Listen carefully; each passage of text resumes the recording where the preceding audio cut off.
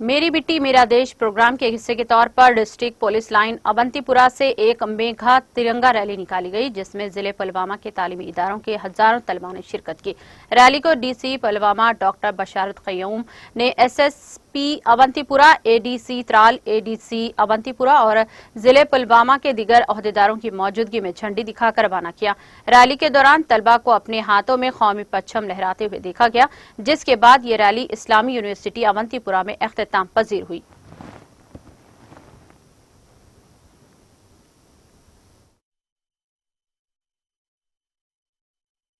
दूसरे बाकी कंपोनेंट्स थे, जैसे प्लॉक्स लगने थे, मार्टियर्स को जो श्रद्धांजलि देनी थी वो भी कर लिया, उसमें जो पौधे शजरकारी थी वो भी कर लिया। और आज ये हमने बहुत एक बड़ी रैली जो रखी थी अवंतीपुरा में, डिस्ट्रिक्ट पुलिस लाइन से शुरू हुई और यहाँ पे आके अवंतीपुरा यूनिवर्सिटी में टर्मिनेट हुई। जैसा कि आप देख रहे हैं इसमें पार्टिसिपेशन और पूरा एक एंथुसियाज्म है और पूरे एक फ्लड की तरह सभी स्टेक होल्डर्स इसमें पार्टिसिपेट किए इस तिरंगा रैली में।